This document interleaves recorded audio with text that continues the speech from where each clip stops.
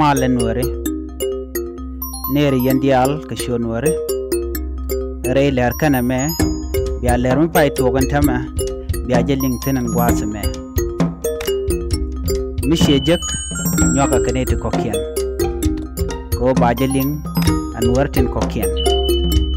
goro ban go jin biya subscribe ka bi notification bell ja twani mi jiram jidit ga gan wore ga shade poiga an ode yakok yo abiaja biaja kan na rol Ethiopia biaja nang ne ko bure be waje nong jang ne ko ulang na mo shi poje ne de pai gan man kun nak pan ka gwasame pai kan gor kun di tinan pai kan do run pai kan dak shiga na wang bokana ka kemo ko kare na de na ko no ba jan ba nang redun just lo mi di long jo so menen yen ma video me jan video dan en man cha kef ne ti ka kanidin kontina wa nang ka jad nang je ko lang cha ko la kef ko bure be ngwa da mene so antama cha ramkel cha je kef ka kanwari ne dang di chorin bar ko woda kan gana kef so je report ana chano ne ramkel radien cha kef so mu no ram me jen buru bane dial kontin let kan kel ba ka nyot jendanen cha la no so be jelong a change na ko te ka ulang chen chiu de jang de ka look all this thing ba na kula nak so ne me nyu de gwa no kon wa to kon kariak to kon ke joy me gor do me bana je ka chonga je cause chi kon de no ko no bana jang gwan ter ko no mo ke mu ba kon na ka je ba kon wang ka je ko tobieli ken chi ka gwak okay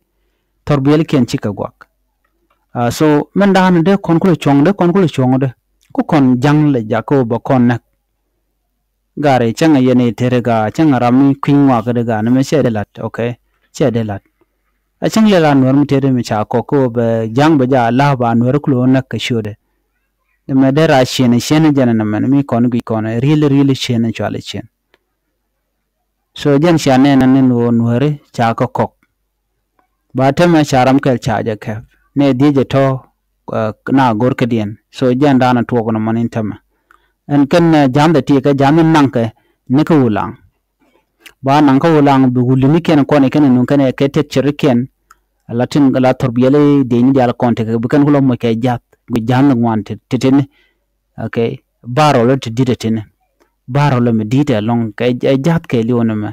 mena kana le la ka lat ka kit ken dial balat ka chole balat ten no mo ba wi mo ke jwa ba yu gwa ke yir cha ka nan ke ngade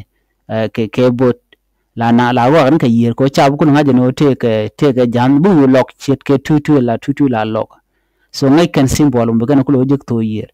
ba chutaram kan mujal ke yir jan ta dan kan alel ko bu kan war bu kan ga jur jalat ko no kon kan waro ne de cha jur ne ti to kware no kwa la cham so ne garana cha ka ta mi chorong ten bagalat kan ne ken dial content let kan ken so jana mona goro de nyo ya kelan bi atemal ban je umre den bye bye tell you irin wonder ka jak